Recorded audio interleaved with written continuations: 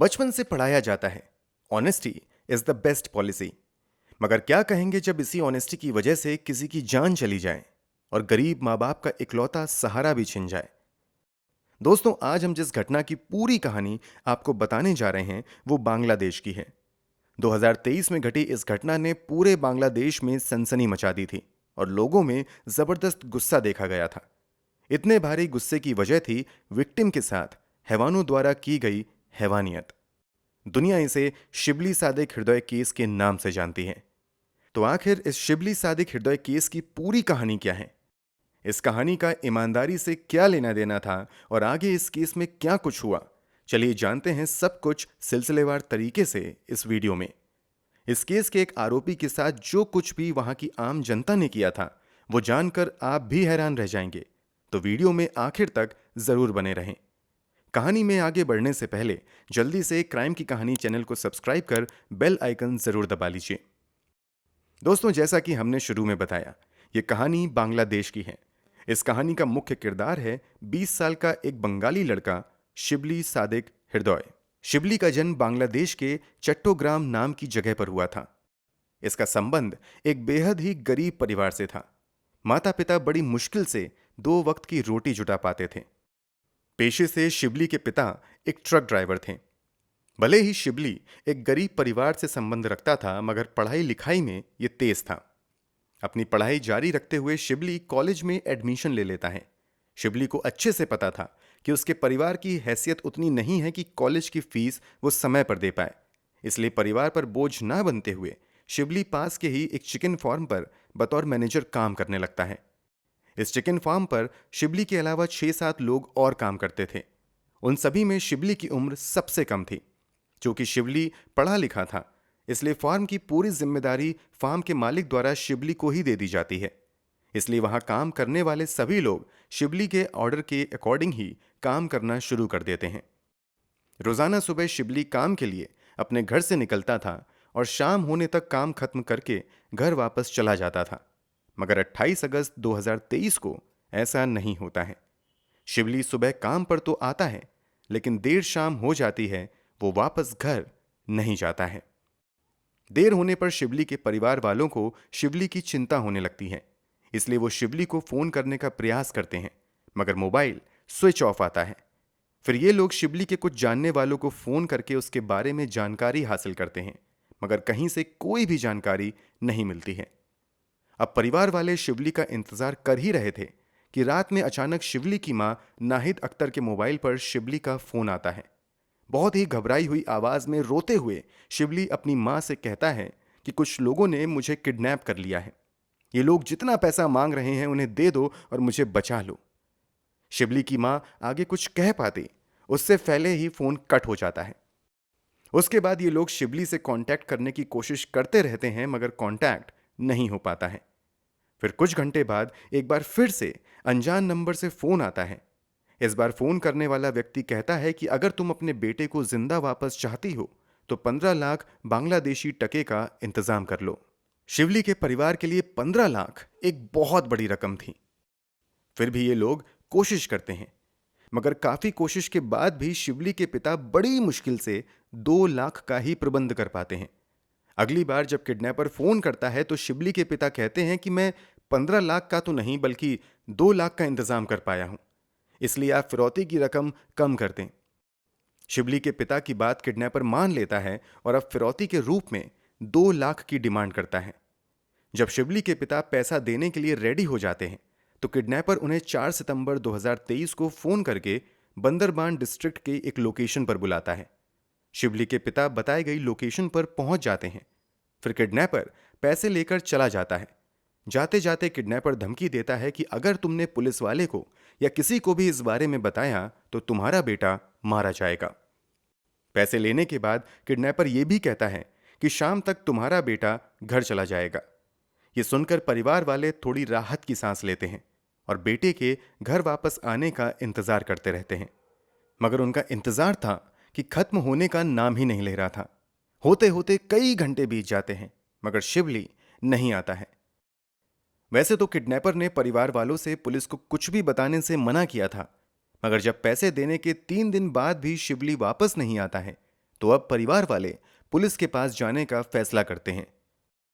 परिवार वालों की शिकायत पर राउजन पुलिस स्टेशन में शिवली की किडनैपिंग का केस दर्ज कर लिया जाता है। पुलिस वाले अपनी जांच की शुरुआत शिवली के परिवार वालों से ही पूछताछ करते हुए करते हैं। शुरुआती पूछताछ के दौरान शिवली की मां पुलिस वालों को बताती है कि शिवली जिस पोल्ट्री फार्म में काम किया करता था, वहीं काम करने वाले कुछ साथियों के साथ कुछ महीने पहले उसका झगड़ा हुआ था। परिवार वालों के इस बयान के बाद पुलिस वाले सबसे पहले उस पोल्ट्री फार्म पर काम करने वाले मजदूरों की ही तलाश में लग जाते हैं। एक के बाद एक कुल 6 मजदूरों को गिरफ्तार किया जाता है। पहली गिरफ्तारी 10 सितंबर को हुई थी। गिरफ्तार किए गए मजदूरों में उमोंगचिंग मामा, सुइजिंग मुंग मामा, अंगतुमुंग मामा तथा उक्यातमाई मामा शामिल थे। इनके अलावा पुलिस 2 और व्यक्ति को गिरफ्तार करती है। गिरफ्तार किए गए सभी आरोपी बांग्लादेश में अल्पसंख्यक की कैटेगरी में आने वाले मामा संप्रदाय से थे। जब इन सभी से पूछताछ शुरू होती है तो एक एक करके सभी आरोपी पुलिस के सामने शिवली के बारे में कुछ भी जानने से इनकार करते हैं। लेकिन जब पुलिस वाले इन आरोपियों से कड़ाई के साथ पूछताछ शुरू करते हैं तो गिरफ्तार किए गए 6 व्यक्ति में से एक कहता है कि हमने सब कुछ उमोंगचिंग मामा के कहने पर किया है। अब पुलिस वाले उमोंगचिंग मामा को ही प्राइम सस्पेक्ट मानते हुए अपनी जांच आगे बढ़ाते हैं। इससे पूछताछ का सिलसिला शुरू होता है। पूछताछ में पहले तो ये बाकी अपराधियों की तरह ही शिवली को मारने से इनकार करता है, मगर पुलिस की थोड़ी सी सख्ती के बाद उमोंगचिंग मामा एक एक राज से पर्दा हटाना शुरू करता है। उमोंगचिंग द्वारा किए गए खुलासे को सुनकर हर किसी के रोंगटे खड़े हो जाते हैं।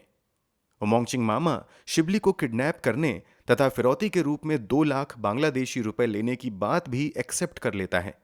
अब पुलिस वाले पूछते हैं कि जब तुमने किडनैपिंग के बाद फिरौती की रकम भी ले ली तो आखिर शिवली घर क्यों नहीं गया। इस पर उमोंगचिंग मामा खुलासा करता है कि हमने किडनैपिंग के कुछ घंटे बाद ही शिवली की हत्या कर दी थी।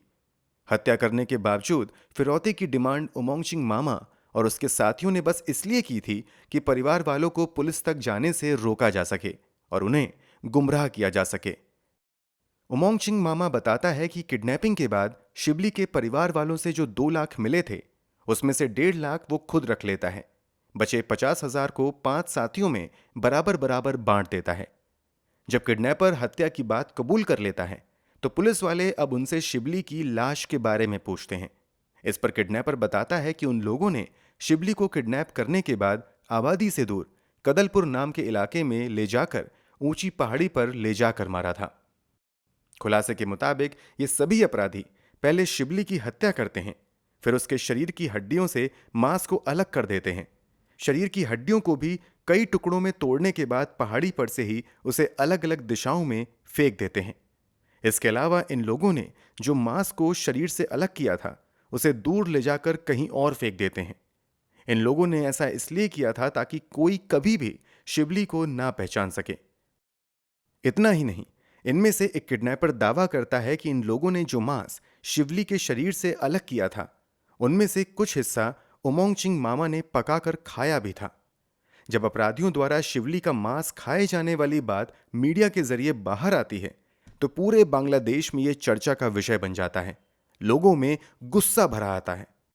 चूंकि सभी आरोपी अल्पसंख्यक समुदाय से थे, इसलिए देखते ही देखते यह मामला कम्युनल रूप भी लेने लगता है। अब पुलिस वालों के सामने सबसे बड़ा सवाल था कि आखिर इन लोगों ने एक मासूम लड़के की इतनी बेरहमी से हत्या क्यों कर दी। जब इसी सवाल का जवाब उमोंगचिंग मामा से पूछा जाता है तो वो चौंका देने वाला खुलासा करता है। खुलासे के मुताबिक जब शिवली अपनी नौकरी की शुरुआत इस पोल्ट्री फार्म में करता है तो वहां काम करने वाले बाकी मजदूर शिवली की बातों पर बहुत ज्यादा ध्यान नहीं देते हैं। अक्सर ये लोग काम में चोरी किया करते थे, मगर मैनेजर होने के नाते शिवली इन लोगों को हमेशा समझाया करता था। शिवली के कई बार समझाने के बावजूद बाकी के मजदूर काम पर ध्यान नहीं देते थे और चोरी करना जारी रखते थे।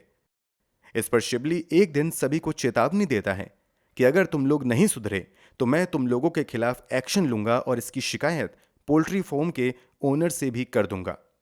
इसी बात पर उमोंगचिंग मामा और उसके बाकी साथियों तथा शिवली के बीच झगड़ा हो जाता है। इस झगड़े की जानकारी पोल्ट्री फार्म के ओनर तक भी चली जाती है।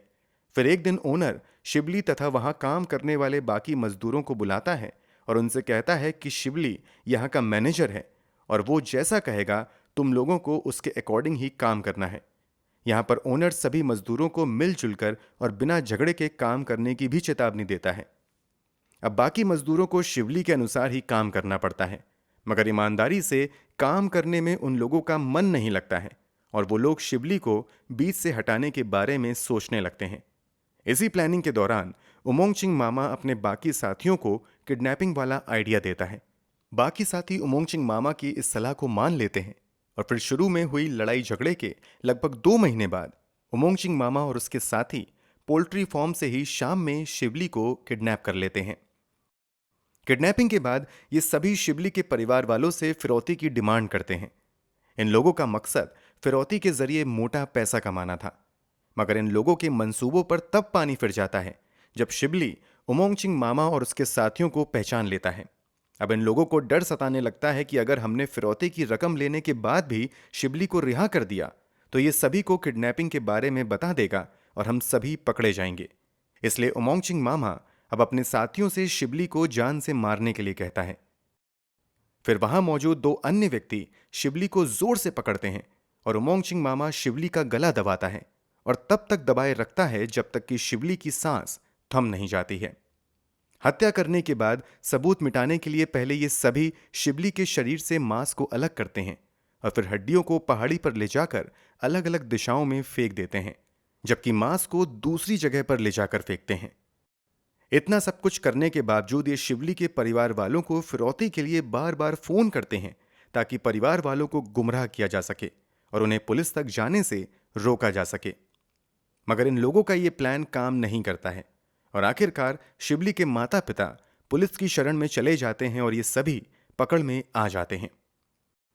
आरोपियों द्वारा किए गए इन सभी खुलासे के बाद पुलिस वालों की कई टीम उस पहाड़ी तक जाती है जहां पर अपराधियों ने शिवली की हत्या करने का दावा किया था।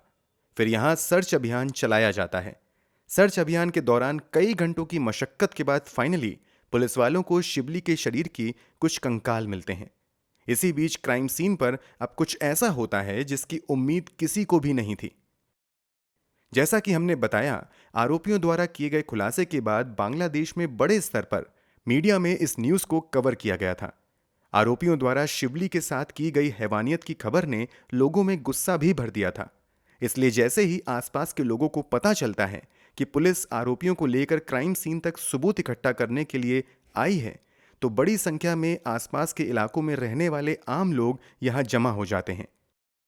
जब पुलिस वाले शिवली का कंकाल बरामद कर लेते हैं और वहां से उमोंगचिंग मामा समेत बाकी आरोपियों को लेकर जाने लगते हैं, तभी वहां पर मौजूद सैकड़ों की भीड़ अचानक से पुलिस की गाड़ी पर धावा बोल देती है और पुलिस की पकड़ से इस पूरे मामले के मुख्य आरोपी उमोंगचिंग मामा को अपने कब्जे में ले लेती है। पुलिस उमोंगचिंग मामा को बचाने का पूरा प्रयास करती है, मगर सैकड़ों की भीड़ इतनी तेजी से उमोंगचिंग मामा पर टूट पड़ती है कि देखते ही देखते बस कुछ मिनट के अंदर उमोंगचिंग मामा वहीं पर भीड़ द्वारा किए गए अचानक हमले की वजह से दम तोड़ देता है। मुख्य आरोपी की मौत भीड़ के हमले में हो जाती है, जबकि पुलिस वाले किसी तरह बाकी आरोपियों को वहां से लेकर निकलने में कामयाब हो जाते हैं। बाकी जिंदा बचे आरोपियों के खिलाफ जांच आगे बढ़ती है और फिर मिले सबूत के आधार पर उन लोगों पर किडनैपिंग और हत्या की धाराओं के तहत मामला दर्ज करते हुए मामले की सुनवाई शुरू होती है। पुलिस के इन्वेस्टिगेशन में पूरे मामले में मर चुका उमोंगचिंग मामा ही मुख्य साजिशकर्ता साबित होता है। पुलिस वालों को कई ऐसे एविडेंस भी मिलते हैं जिससे पता चलता है कि शिवली हत्या में सबसे अहम रोल उमोंगचिंग मामा का ही था। हालांकि शुरू में मामा द्वारा शिवली का मांस खाने से संबंधित जो खबर मीडिया में आई थी वो पुलिस की जांच में सही नहीं पाई जाती है। पुलिस के मुताबिक जांच के दौरान उमोंगचिंग मामा द्वारा शिवली का मांस खाने से संबंधित कोई सबूत नहीं मिलता है। अब केस की मौजूदा स्थिति की बात करें तो इस मामले की सुनवाई अभी भी अदालत में चल रही है। आने वाले समय में अपराधियों को अदालत द्वारा सजा भी मिल जाएगी। अब बाकी आरोपियों को क्या सजा मिलती है वो तो आने वाले समय में ही पता चलेगा। वैसे आपके अनुसार अपराधियों को क्या सजा मिलनी चाहिए, कमेंट बॉक्स में जरूर बताएं। अगर आपको हमारी मेहनत पसंद आई हो तो इस वीडियो को लाइक और शेयर जरूर करें। अगर आपने अब तक क्राइम की कहानी चैनल को सब्सक्राइब नहीं किया है तो जल्दी से चैनल को सब्सक्राइब कर बेल आइकन जरूर दबा लीजिए। क्राइम की दुनिया से जुड़ी ऐसी ही कहानियों के लिए हमारे साथ जुड़े रहें। धन्यवाद।